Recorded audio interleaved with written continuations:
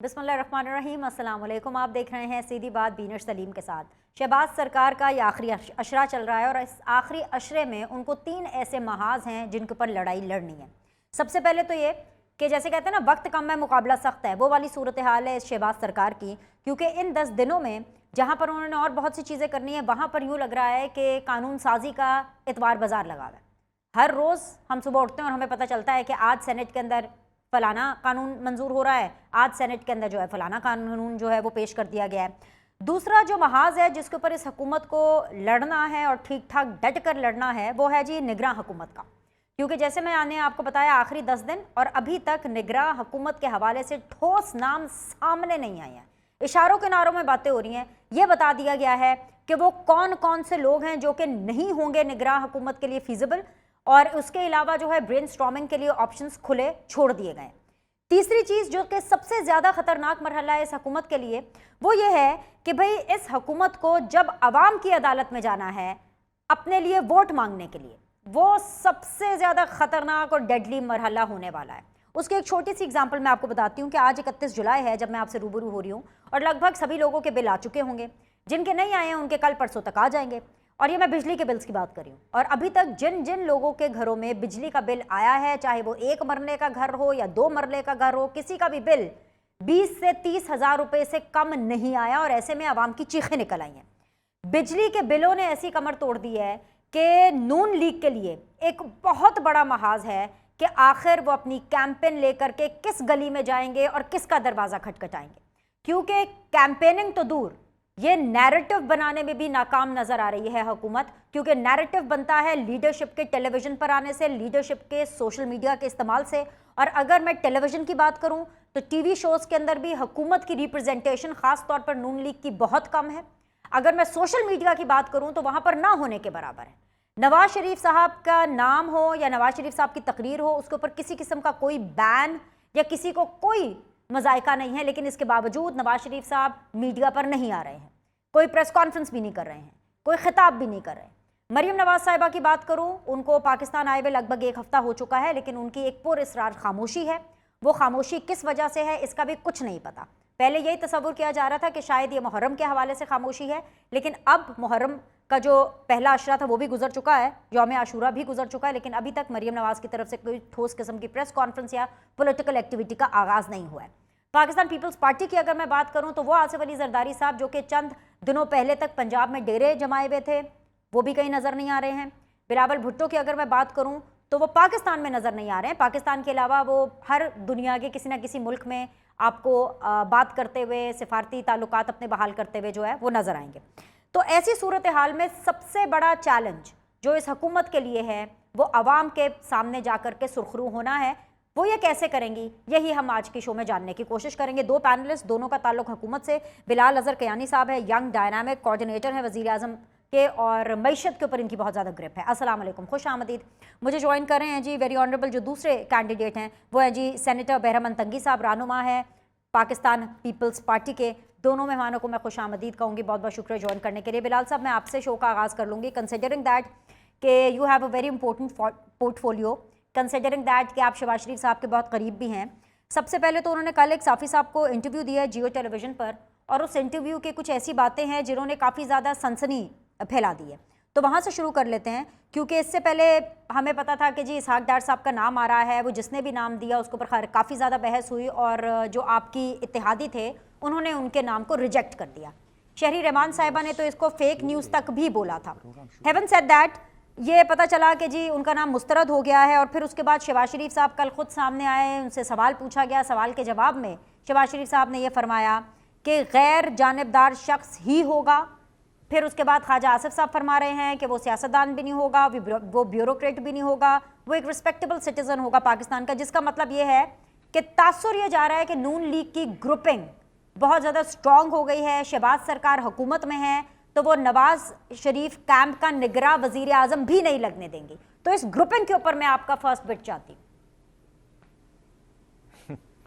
जी बिस्मिल्लाहिर्रहमानिर्रहीम। बिनी साहिबा, बहुत शुक्रिया जी अपने शो में दावत देने का। देखिए, ये आप सनसनी या ग्रुपिंग वगैरह की बात कर रही हैं, ये तो अब मीडिया को कुछ करने को चाहिए होता है इस तरह के मौक़ों पे, तो इस वजह से ये बात है। अगर आप वज़ीर आज़म साहब का कल का शो, जिसका आपने रेफरेंस भी दिया है, वो देख लें, जिसमें उनने टॉक शो में बात की है, तो उसमें तो कोई सनसनी की बात या कोई ऐसी बात नहीं। उनने बड़ी एक वाज़ेह और क्लियर बात की है, जो हमारी जमात और हुकूमत दोनों का वाज़ेह मौक़िफ़ रहा है कि जो इंटरिम प्राइम मिनिस्टर को अपॉइंट करने का मामला है, या उनको जो सिलेक्ट करने का तरीक़ाकार है, जिस तरह आइन में दर्ज है, उसको लेटर इन स्पिरिट में फ़ॉलो किया जाएगा। और इस प्रोसेस में सबसे पहले जिस तरह वज़ीर आज़म शहबाज शरीफ साहब ने इस हुकूमत के दौरानिए में और इससे पहले भी इत्तेहादियों को साथ लेके चलते रहे हैं, सियासी और हुकूमती फ़ैसलों में उनके साथ मुशावरत होगी। हमारी पार्टी की हद तक प्राइम मिनिस्टर साहब हमारी पार्टी के कायद मोहम्मद नवाज शरीफ साहब से गाइडेंस लेंगे और मुशावरत करेंगे इत्तेहादियों के साथ, और उसके नतीजे में जो उसका रिज़ल्ट होगा, फिर लीडर ऑफ द अपोजिशन के साथ कंसल्टेशन होगी एज़ पर द कॉन्स्टिट्यूशन, और उसके बाद एक इंटरिम प्राइम मिनिस्टर के ऊपर फैसला होगा। तो यही प्रोसेस, यही स्टेप्स, इन्हीं का ही जिक्र कल वज़ीर आज़म साहब ने किया था। और कोई भी नाम कोई रूल आउट हुआ है, नाम कोई सेलेक्ट हुआ है। ये प्रोसेस के नतीजे में जो भी नाम निकलेंगे उन्हीं को ही लेके आगे चला जाएगा जी। हाँ, लेकिन बिलाल, डार साहब का तो नाम रूल आउट हो गया ना, क्योंकि जब शहबाज शरीफ साहब ने क्लियरली ये बोला कि निगरानी के लिए गैर जानिबदार शख्स ही होगा, तो अगर डार साहब होते तो वो तो गैर जानिबदार नहीं होंगे ना। एक तो सबसे पहले वो सियासतदान है, PMLN से उनका ताल्लुक है, नवाज कैंप से उनका ताल्लुक है। जी जी जी जी देखिए, प्राइम मिनिस्टर साहब ने ना किसी का नाम रूल आउट किया है, ना ही प्राइम मिनिस्टर साहब ने किसी का नाम सेलेक्ट करने के मुतल्लिक बात की है। हाँ, एक गैर जानिबदारी जो इलेक्शंस या केयर टेकर सेटअप की एक होनी चाहिए, इलेक्शंस फ्री, फेयर और ट्रांसपेरेंट इलेक्शंस इंश्योर कराने के लिए, उसकी ज़रूर एक उन्होंने उस बारे में जिक्र किया जिस तरह होना चाहिए। तो वो गैर जानिबदारी इंटरिम सेटअप में इंश्योर की जाएगी ताकि इलेक्शंस फ्री, फेयर और ट्रांसपेरेंट हों। और जो एक इंटरिम गवर्नमेंट का किरदार होता है कि हुकूमती मामलात का तसलसल जारी रखना और साथ साथ फ्री, फेयर और ट्रांसपेरेंट इलेक्शंस इंश्योर करने में इलेक्शन कमीशन को फैसिलिटेट करना, वो एक अमल इंश्योर किया जाएगा। मगर कोई भी नाम इंटरिम प्राइम मिनिस्टर के लिए ना वज़ीर आज़म साहब ने कोई रूल आउट किया है, ना उन्होंने कोई सिलेक्ट किया है। उन्होंने इसी प्रोसेस का जिक्र किया जिसका मैंने आपको कहा है कि मुशावरत होगी, आइन के दायरे में रहते हुए जो भी एलिजिबल कैंडिडेट्स होंगे उन पर बातचीत होगी। प्राइम मिनिस्टर साहब नवाज शरीफ साहब से भी गाइडेंस लेंगे, इत्तेहादियों से भी बात करेंगे, और उसके नतीजे में जो भी नाम होंगे उनको लेके आगे चलेंगे जी।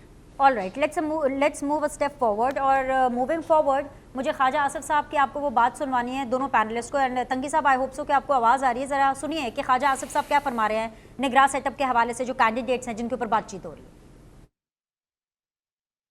जी तंगी साहब, आपने सुना कि ख्वाजा आसिफ साहब क्या फरमा रहे थे, किन नामों पर बातचीत हो रही है? 5 नाम उन्होंने कहा कि ज़ेर गौर हैं, उनमें से सियासतदान नहीं है, सिर्फ एक हैं जो कि सियासी हैं, बाकी गैर सियासी हैं, और ब्यूरोक्रेट भी उनमें से कोई नहीं है। तो कौन है? कोई सहाफ़ी है, सीनियर सहाफ़ी हैं, कोई चैनल के मालिक हैं, कोई बिजनेस ओनर है? किन नामों पर बातचीत हो रही है साहब? बिस्मिल्लाहिर्रहमानिर्रहीम। बेनिश बात यह है कि इस वक्त जो हुकूमत है वो एक पार्टी की नहीं है। इस वक्त हुकूमत में मुख्तलिफ जमातें हैं, हर जमात का अपना सेंट्रल एग्जीक्यूटिव कमेटी है, उनकी अपनी कोर कमेटी होती है, और इस हुकूमत के जो प्राइम मिनिस्टर है, इस पार्लियामान में अपोजिशन लीडर है। तो अगर ये चीज़, इसमें दो राय नहीं है कि 12 अगस्त 12 बजे रात को असम्बली अपनी मदद पूरी करने जा रही हैं, ठीक है, तो अगर पहले डिज़ॉल्व करे तो 90 डेज़, और अगर उसी दिन डिज़ॉल्व हो जाए तो 60 डेज़। इसमें दो राय नहीं है, इसमें हम कन्फ्यूज़न को क्रिएट करने की कोशिश न करें। जहाँ तक निगरान सेटअप और निगरान प्राइम मिनिस्टर की बात है, तो नवाज की अपनी एक जिम्मेदारी बनती है कि वो आपस में 2, 3, 4 नाम डिसाइड कर ले। पाकिस्तान पीपल्स पार्टी की लीडरशिप बैठ के वो 1, 2, 3 नाम, और फिर आपस में मिल के एक नाम आएगा, एक निगरान वज़ीर आज़म आएगा, और वो इस पाकिस्तान का होगा, किसी भी जमात से उनका ताल्लुक हो। लेकिन अगर आप न्यूट्रल की बात करते हैं, तो क्या ऐसा बंदा होगा कि वो किसी जमात के साथ अखलाकी तौर पे, सियासी तौर पे, मारूरी तौर पे उनके अपनी नजरियात उनके साथ ना हो? कोई ऐसा बंदा आप मुझे बीनिश नहीं दिखा सकते हैं। लेकिन जब उसका किरदार न्यूट्रल हो, जब उसका रोल न्यूट्रल हो, तो चाहे वो एक्स किसी पार्टी का रह चुका होगा या वो किसी पार्टी के साथ वोटर तक उनका आती है लेकिन वो खामोश बैठे हैं, उनका एक्सपीरियंस है, तो मैं समझता हूँ कि जब रोल पे बात हम कर सकते हैं, किरदार पे बात कर सकते हैं कि वो अब इलेक्शन कमीशन को कितना असिस्ट कर सकते हैं और निगरान सिस्टम में जो तसलसल है पार्लिमानी निज़ाम का, डेमोक्रेटिक प्रोसेस का, इदारों के लिए काम करने का, उसमें कोई गैप डिफिशिएंसी ना आए और ऐसा इलेक्शन हो कि उस पर कोई उंगली ना उठाए और आने वाले के 100 नंबर है। मतलब कसम से आपकी लिफाजी के आपने जो समझाया है उसके पूरे 100 नंबर मैं आपको देती हूँ सर, लेकिन आसान कर दूँ आपके लिए, आसानी ये कर देती हूँ। तीसरा ऑप्शन ये भी तो है ना कि कोई मोहसिन नकवी साहब जैसा फॉर्मूला हो जाए, कोई ऐसे शख्स जिनकी पॉलिटिकल एफिलिएशन ना भी हो लेकिन हो भी और जो इंडिपेंडेंट भी हो और फिर भी वेल कनेक्टेड हो, कोई ऐसे भी तो आ सकते हैं ना, कोई ऐसे सहाफ़ी भी आ सकते हैं। सेठी साहब का नाम बहुत सुन रहे हैं और बड़े मज़े की बात जो आज की मुझे डिस्कशन में नज़र आ रही है, आप दोनों मुझे प्रोसेस बता रहे हैं, बिलाल ने भी मुझे प्रोसेस बताया जो कि हम सबको पता है, आप भी मुझे प्रोसेस बता रहे हैं कि ये होगा, नाम आएंगे, मुशावरत होगी, राजा रियाज से होगी, फिर आगे चले जाएंगे, एक्सेट्रा एक्सेट्रा। सर आप अपने हिस्से के नाम बता दें जिसके ऊपर आप लोग बहस कर रहे हैं और मैं नून लीग से उनके हिस्से के नाम पूछ लेती हूँ। कोई नाम, कोई ठोस नाम तो सामने आए ना सर। बेनिश हम क्यों आपने, आपके एंकर्स ने, आपके चैनल्स ने जब इस्लामाबाद के डी चौक से एक नाम उठा के इसाक डार का और आपने पूरे चैनल्स पे चला के इसाक डार का नाम आ गया, तो दोनों तरफ से पाकिस्तान पीपल्स पार्टी की लीडरशिप की तरफ से भी बात सामने आ गई कि ऐसी कोई बात नहीं है, न उनका नाम पेश किया गया है और मुस्लिम लीग नून की तरफ से भी मरियम औरंगजेब साहब ने नहीं, चैनल ने तो आपको बता दिया, वरना नून लीग तो आपको डायरेक्टली बता नहीं रही थी। हम मीडिया ने आपको बता दिया कि नून लीग आपस में क्या बात कर रही है। आपको तो शुक्रगुजार होना चाहिए सर। जी जी बिनेश, मैं समझता हूं कि मरियम औरंगजेब साहब की स्टेटमेंट और पाकिस्तान पीपल्स पार्टी की कमेटी के मेंबर की प्रेस कॉन्फ्रेंस देख लें तो आपको नजर आ जाएगी कि इसाक डार का नाम तो पेश ही नहीं हुआ, लेकिन आप जैसे एंकर्स और चैनल ने उसको इतना बढ़ा चढ़ा के कि उसके नाम पे इत्तेफाक हो गया, उनके नाम पे मत के लोग मुत्तफिक नहीं हुई। तो मैं समझता हूं कि लेट्स सी, थोड़ा सा सब्र करें, इंतजार कर लें, इंशाल्लाह असेंबली भी डिसॉल्व होगी, अगर वक्त पे तो फिर 60 डेज, अगर 2 दिन पहले तो 90 डेज। निगरान सेटअप भी आएगा, निगरान प्राइम मिनिस्टर भी आएगा, वो इस पाकिस्तान का होगा और कंसेंसस इंशाल्लाह होगा। वैसे भाई आप दोनों हजरात को 21 तोपों की सलामी है, आप दोनों पॉलिटिकल पार्टीज को। जब मुश्किल वक्त हो, जमहूरियत की जंग लड़नी हो, जब जमहूरियत की जंग लड़नी हो तो तब मीडिया चाहिए, जब खबर देनी है, निगरान हुकूमत लगानी है तो मीडिया को ही कुछ नहीं बताना क्योंकि हम वावेला कर देते हैं। वेरी गुड, सही जा रहे हैं सर। अच्छा ब्रेक लेते हैं, ब्रेक के बाद वापस आएंगे तो कुछ हम जिक्र शबर जैदी साहब का करेंगे क्योंकि शबर जैदी साहब ने जो गवाही दी है वो Peoples Party, Noon League and of course Pakistan Tehreek Insaf, तीनों पॉलिटिकल पार्टीज के लिए बहुत अहम है। एक छोटा सा break, will be back.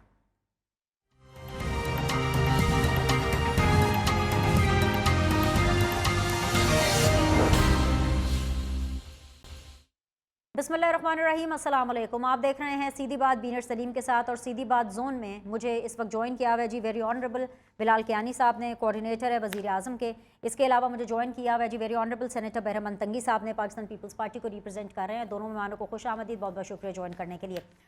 Bilal, before that I put a question to you, मैं आपको रिमाइंड कराना चाहती हूँ और ऑडियंसेस को भी रिमाइंड कराना चाहती हूँ कि शबर जैदी साहब ने एक बहुत अहम गवाही दी है। वो गवाही क्या है ड्यूरिंग द इंटरव्यू आप जरा सुन लीजिए, फिर उसके ऊपर बात करते हैं। जी फिलहाल गवाही तो उन्होंने दे दी शबर जैदी साहब ने कि जो PMLN और पाकिस्तान पीपल्स पार्टी लगातार वोट ऑफ नो कॉन्फिडेंस के टाइम से पहले, उसके दौरान और उसके बाद कहती चली आई कि अगर पाकिस्तान तहरीक इंसाफ के चेयरमैन मौजूद होते, हुकूमत में होते तो पाकिस्तान डिफॉल्ट कर जाता। समझ में आया, फेयर इनफ। लेकिन जब वोट ऑफ नो कॉन्फिडेंस कामयाब हो गया तो उसके फौरन बाद ही इलेक्शंस में चले जाना चाहिए था क्योंकि अब ये लग रहा है कि पाकिस्तान तहरीक इंसाफ तो बिल्कुल बरी ज़िम्मा हो गई, उनसे कोई सवाल नहीं किया जाएगा कि आपने अपने दौरे हुकूमत में क्या किया। उल्टा तमाम महंगाई का सवाल आपसे किया जाएगा क्योंकि जितनी महंगाई आपके दौर में बिलाल, उतनी महंगाई पाकिस्तान तहरीक इंसाफ के टाइम पर नहीं थी। जी बिनिश, देखिए इससे पहले कि और मैं आपको इसके ऊपर ये इंपॉर्टेंट टॉपिक है जिस पे आपने सवाल किया तो मैं इस पर तफसीली आपको जवाब देना चाहूँगा, मगर एक बात मैं मुख्तसरन जो बात आप ब्रेक से पहले करी थी उस पर ज़रूर ये कहना चाहूँगा कि देखिए यहाँ पे ये मामला नहीं है कि हम हुकूमत में हैं तो इसलिए पीएमएलएन या इत्तेहादी हुकूमत जो है वो कोई चीज़ मीडिया से शेयर नहीं करना चाह रही। एक प्रोसेस है इंटरिम पीएम का, जब तक वो नतीजा खेज़ नहीं होगा तब तक हम क्या शेयर करें। बल्कि देखिए ना, एक कच्ची पक्की बात कोई शेयर कर ले, मैं सेनेटर साहब कोई भी, जब एक प्रोसेस अभी तक कंप्लीट ना हुआ हो और हम उसके दौरानिए में ही जब लीडरशिप्स आपस में बात कर रही हैं और मुशावरत कर रही हों, तो उससे तो उल्टा अभाम होता है और अनप्रोडक्टिव होता है। तो ये ज़िम्मेदारी का तो मुजाहरा करना हमारे ऊपर फ़र्ज़ है, मतलब कि ज़िम्मेदारी है हमारी। तो यकीनन इन द पास्ट भी जब भी कोई ऐसी बात हुई है हतमी, तो शेयर की गई है मीडिया से और अब भी की जाएगी। मगर ये जो मुशावरत का सिलसिला है और ये कोऑपरेशन का सिलसिला है, जिस स्पिरिट के अंदर ये हुकूमत भी मुश्किल हालात में चलाई गई है, और उससे पहले पीडीएम और एलाइज़ के साथ जो सिलसिला पॉलिटिकल मूवमेंट थी जिसके नतीजे में सक्सेसफुल आइनी वोट ऑफ नो कॉन्फिडेंस हुआ था, उसी स्पिरिट के अंदर ये प्रोसेस भी होगी जी इंशाल्लाह। देखिए, जो आपका दूसरा पॉइंट है, आपने बात की, शब्बर जैदी साहब ने ये शायद 1-2 दिन कबल ये टॉक शो में बातें की हैं। तो देखिए, ये तो कॉन्फर्मेशन है उन्हीं चीज़ों की जो हम कहते आए हैं कि किस तरह ये लॉबीज़ के, किस तरह ये चोरों के बेहस्त पे साबिक हुकूमत जो है वो चलती रही थी, और किस तरह ये ना इनसे कोई प्रोडक्टिव काम हुआ था। ये मुल्क को में बेरोज़गारी और गुर्बत लाए, ये मुल्क को मुआशी नुकसान पहुँचाते रहे, ये मुल्क को डिफ़ॉल्ट की तरफ पहले ख़ुद धकेला और फिर एंड में हर मुमकिन कोशिश की कि पाकिस्तान डिफ़ॉल्ट करे, जाते जाते अपना किया हुआ IMF से मुआहदा तोड़कर। और फिर जब हमारी हुकूमत आई तो फिर हमें भी, हमारी भी उन एफ़र्ट्स को सबोटाज करने की कोशिश की कि जो हमने की थी IMF का प्रोग्राम रिवाइव करने के लिए।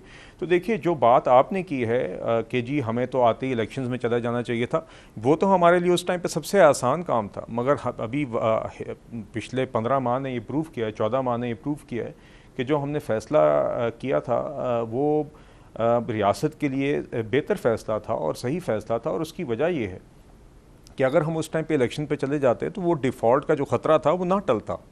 और उस टाइम पे अगर हम आके अप्रैल में हमारी हुकूमत आई और हम फ़ौरन IMF को इंगेज करके अगले 2-3 माह के अंदर वो जिस तरह प्रोग्राम रिवाइव किया था हमने, वो ना करते तो पाकिस्तान डिफ़ॉल्ट कर जाता। और अगर डिफ़ॉल्ट करता तो ये आम तौर पे आपके प्रोग्राम के तवसत से मैं ये कन्वे करना चाहूँगा नाज़रीन को कि देखिए, डिफ़ॉल्ट एक एब्स्ट्रैक्ट टर्म नहीं है। डिफ़ॉल्ट के बहुत ख़राब असरात होते हैं और बिलखसूस आपके सबसे कमज़ोर तबकात पे होते हैं। और ये हालात हमने श्रीलंका में देखे हाल ही में, जिधर दवाइयों की किल्लत थी, पेट्रोल की किल्लत थी, गैस की किल्लत थी। आपको 5-5 दिन कतार में गाड़ी रखते थे तो आपको 5-10 लीटर पेट्रोल मिलता था। 2-2, 3-3 दिन ख़वातीन और बुज़ुर्ग कतारों में खड़े होते थे तो उनको कुकिंग गैस मिलती थी। लोड शेडिंग बेतहाशा थी। दुनिया के फाइनेंशियल निज़ाम से आप कट जाते हैं, आप मामूली रकम भी आगे पीछे नहीं कर सकते। और फिर एक बहुत ही पेनफुल प्रोसेस से मुल्क काफ़ी साल उससे गुजरता है तो कहीं नॉर्मल सी वापस आती है। तो उस तरह के हालात की नहज पे पिछली हुकूमत छोड़ के गई थी और इसीलिए हमें रियासत बचाने के लिए हमारी हुकूमत की ये ऊपर फ़र्ज़ हो गया था, ये ज़िम्मेदारी हम ये समझते थे कि हम ये चीज़ संभाल के जाएँ और इकनॉमिक और पॉलिटिकल स्टेबिलिटी यहाँ पे छोड़ कर इस मुद्दत में फिर आइंदा इलेक्शंस की तरफ जाया जाए।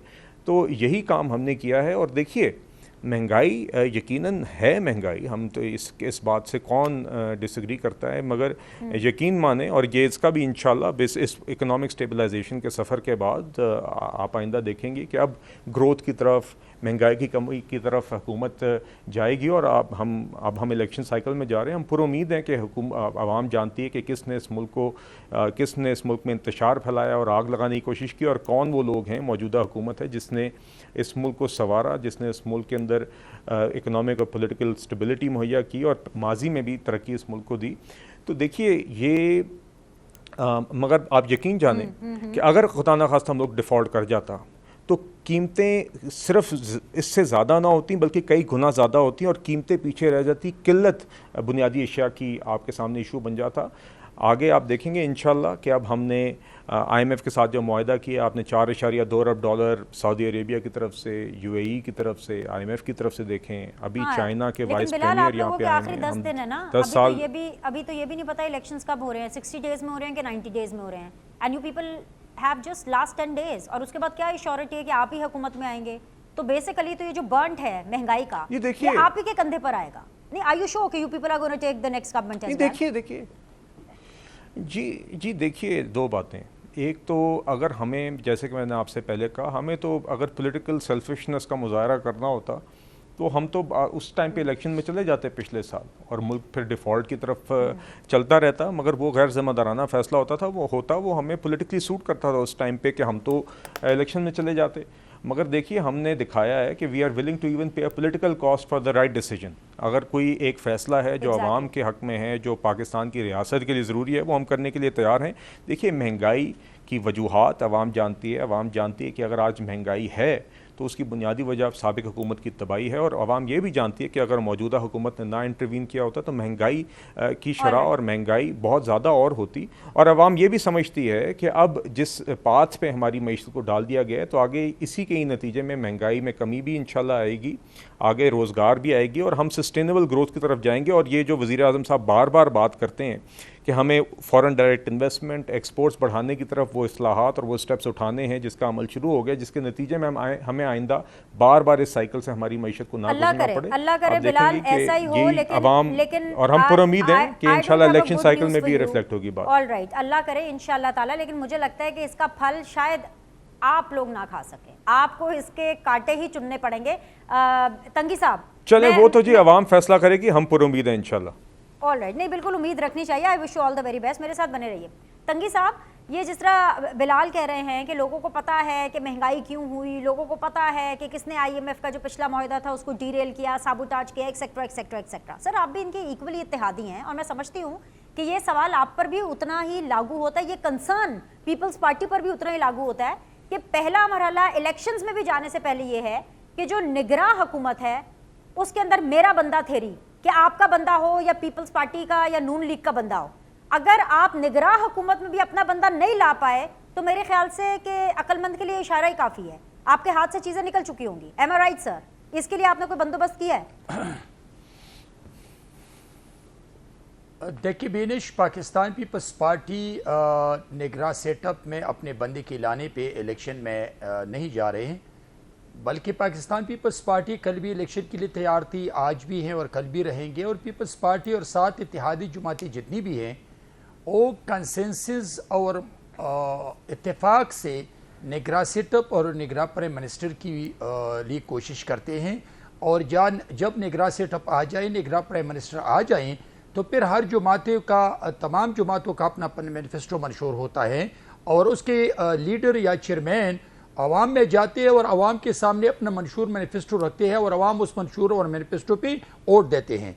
जहाँ तक आपने कहा कि निगरां वज़ीर आज़म पे या निगरां सेटअप पे वोट मांगेंगे वरना आपको कुछ नहीं मिलेगा, और अवाम को आप क्या दिखा रहे, जो महंगाई बढ़ रही है, अवाम ने बहुत कुछ देखा 1 साल और 4 महीने में, अवाम ने बहुत कुछ देखा। अवाम ने ये भी देखा कि पॉलिटिकल स्टेबिलिटी किसने डिस्ट्रॉय की, अवाम ने ये भी देखा कि जना हाउस को किसने जलाया, अवाम ने ये भी देखा कि फौज को किसने तकसीम करने की नाकाम कोशिश की, अवाम ने ये भी देखा कि मीडिया को किसने तकसीम की, अवाम ने ये भी देखा, अवाम ने ये भी देखा, सुने मैं आपको बता रहा हूँ, अवाम ने ये भी देखा कि कोर कमांडर की यूनिफॉर्म को किसने पहना, अवाम ने सब कुछ देखा। और अवाम को पता चला जब 9 मई और 10 मई के वाक़यात आ गए सामने, तो पाकिस्तान की 22-24 करोड़ अवाम ने उनकी मजम्मत की और अफवाज पाकिस्तान की शुहदा के मुजस्सिमों को जलाकर राख करने वाले की मजम्मत की और शुहदा के लवाहिकीन को मैसेज दिया 22 करोड़ अवाम ने कि हम आपके साथ हैं, आपके शुहदा के मुजस्सिमों को जलाने वाले के साथ नहीं है। तो मैं समझता हूं कि अवाम ने सब कुछ देखा और अभी वक्त ज़रूरत इस बात की है कि इंशाल्लाह निगरां सेटअप के बाद जो हुकूमत आएगी उन लोगों का नामो निशान भी नहीं होगा जिन लोगों ने पाकिस्तान की डिग्निटी पे वार किया, जिन लोगों ने पाकिस्तान के शुहदा, अफवाज पाकिस्तान के शुहदा को कमज़ोर नाकाम करने की कोशिश की, जिसने ISI और अफवाज पाकिस्तान को तकसीम करने की कोशिश की, इंशाल्लाह उसका नामो निशान नहीं रहेगा। इसलिए कि अवाम अभी मशहूर है, क्योंकि 9 मई के वाक़यात को भी 2-3 महीने गुजर चुके हैं। नाम हम लोग टीवी पर ले नहीं पा रहे हैं। हमें तो पता है कि आप लोग का इशारा जो है वो एक पॉलिटिकल पार्टी की तरफ, उसके चेयरमैन की तरफ है, लेकिन वो पॉलिटिकल पार्टी, वो चेयरमैन, उनके खिलाफ अभी तक किसी किस्म की कोई ठोस कार्रवाई नहीं हुई। लेकिन मेरे पास आप दोनों के लिए एक अलार्मिंग न्यूज़ है। Bilal, I will start from you. ये जो ज़िला बाजोड़ में हुआ, कंसिडरिंग दैट कि इसकी एक जोग्राफी के पॉइंट ऑफ व्यू से एक इंपॉर्टेंस है, बिकॉज जाहिर सी बात है अफगान बॉर्डर है साथ में और ये वही इलाका है, और एक और इसकी इंपॉर्टेंस इसलिए भी है क्योंकि यहाँ पर लग रहा है कि डेथ टोल जो हमें रिपोर्ट हो रहा है वो 54+ है। और ये काफ़ी बड़ा डेथ टोल है, कंसिडरिंग दैट कि मुझे 2013 के इंतखाबात से इसको मिलाना पड़ा है, क्योंकि 2013 के इंतखाबात में जब दहशतगर्दी के धराधर वाक़यात हो रहे थे और हमने वहाँ पर देखा कि उस टाइम पर एक लिबरल जमात, एक सेक्युलर जमात जो ANP है, वो फुल फ्लैश तरीके से अपनी कैंपेनिंग नहीं कर पाई थी। पाकिस्तान पीपल्स पार्टी को बहुत ज़्यादा दिक्कत हुई थी 2013 में कैंपेनिंग करने के लिए, और इस दफ़ा ये जमीयत उलमा इस्लाम है जिनके कन्वेंशन के ऊपर एक टारगेट और अटैक किया गया। And this also has a history, और हिस्ट्री इज़ दैट कि ऑन रिकॉर्ड है कि पाकिस्तान तहरीक इंसाफ, उनके चेयरमैन इस हवाले से कह चुके हैं कि कलअदम तहरीक तालिबान को किसी ना किसी तरह रिहैबिलिटेशन के नाम के ऊपर अकोमोडेट करना था, लेकिन बाद में क्योंकि हुकूमत बदल गई, वोट ऑफ नो कॉन्फिडेंस के नतीजे में आप लोगों की हुकूमत आ गई, तो लिहाजा चेक एंड बैलेंस, लोगों का डेटा कौन है, कहाँ है, किसको रिहैब की ज़रूरत थी, किसको मौका देना था, वो नहीं गा। तो कहीं ना कहीं ये एक बदले का एस्पेक्ट लग रहा है। आज एक जमात है, खुदा ना खास्ता कल को दूसरी तीसरी जमात हो सकती है, ये इक्वली अलार्मिंग है। इसको एड्रेस कैसे करना है आप लोगों ने? जी देखिए, ये बदकिस्मती है कि जो दहशतगर्दी जो ख़त्म कर दी गई थी नवाज़ शरीफ साहब के दौर में 2013 से 2018 में, आपको याद है कि उस टाइम पे वज़ीर-ए-आज़म साहब की क़यादत में, वज़ीर-ए-आज़म नवाज़ शरीफ साहब की क़यादत में 2 मेजर ऑपरेशंस, बल्कि 3 हुए थे जी, रद्दुल फसाद, ज़रब अज़ब और कराची का ऑपरेशन उसके अलावा था। तो दहशतगर्दी के ख़ात्मे के लिए एक मुनज़्ज़म एक एफ़र्ट हुई थी नेशनल लेवल पे, उसमें आर्म्ड फोर्सेस, सारी हमारी लॉ इन्फोर्समेंट एजेंसीज़ और सूबाई और वफाकी हुकूमतों का एक मुश्तरका एफ़र्ट थी और नेशनल एक्शन प्लान था, जिसके नतीजे में वो कामयाबी हासिल की गई थी। तो बदकिस्मती से पिछले गुज़िश्ता सालों में ये फिर से इस बला ने या इस दहशतगर्दी ने फिर से सर उठाया है, और ये यकीनन हम सबको मिल के इसके ऊपर फिर से एफ़र्ट करनी होगी कि इस तरह की चीज़ को मज़ीद इसके बढ़ने के बजाय इसको हम एड्रेस करें, नेशनल सतह पे करें। और यकीनन जो कल हादसा हुआ है वो नहायत अफसोसनाक है। बात किसी सियासी जमात की नहीं है जी, वो तो हमें हमदर्दी है मौलाना फजल रहमान साहब और उनकी जमात से और उनके कारकुनान से जो वहाँ पे शहीद हुए, और अल्लाह ताला उनके लवाहिकीन को सब्र जमील अता फ़रमाए, शुहदा को जन्नतुल फिरदौस में जगह अता फ़रमाए।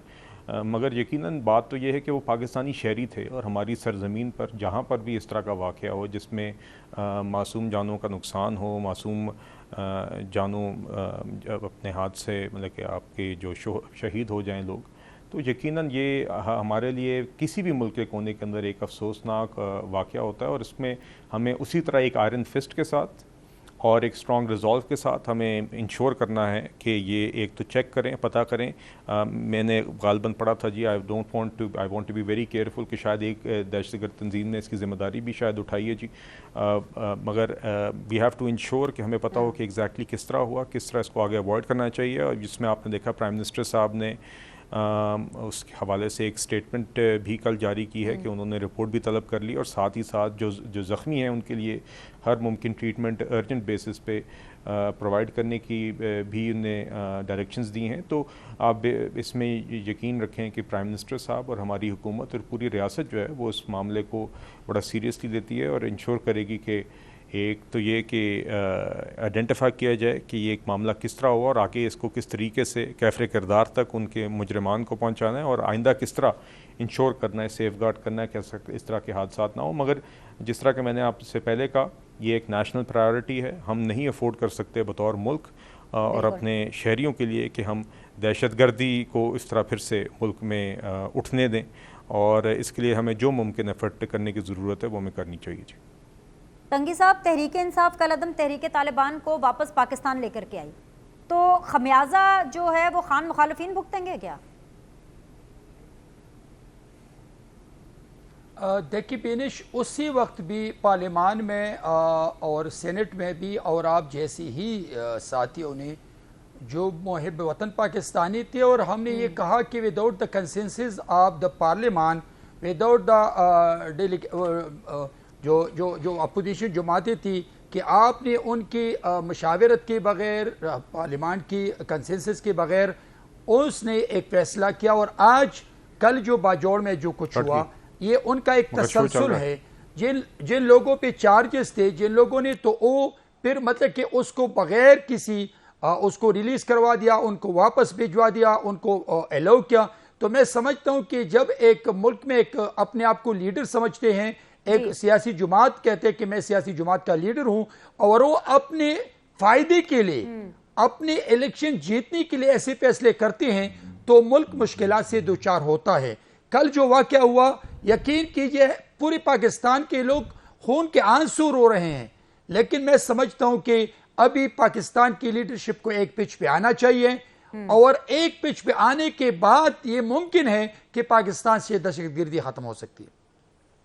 ठीक है, एक छोटा सा ब्रेक लेते हैं, ब्रेक के बाद वापस आएंगे, फाइनल राउंड ऑफ डिस्कशन होगा, स्टे विद अस।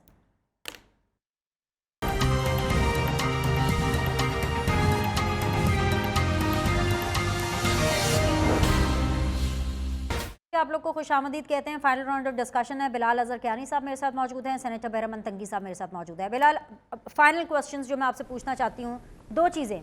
एक तो लग रहा है कि रेस लगी हुई है कानून साजी की सेनेट के अंदर, एक अच्छी कानून साजी थी, एक बहुत ही ख़राब किस्म की कानून साजी करने की कोशिश की गई, जिसको शुक्र है कि आप ही लोगों के सेनेटर्स ने रोक दिया कि अरे भाई ये क्या हो रहा है। अच्छी चीज़ की पहले तारीफ़ कर देती हूँ क्योंकि तारीफ़ करने का कम मौका मिलता है, वो है जी तोशाखाना बिल। ये बड़ा ज़बरदस्त काम किया है कि सदर हो, वज़ीर आज़म हो, अदलिया हो, फ़ौजी मुलाजमीन हो, सब पर तोशा खाना के तहाइफ लेने पर पाबंदी है।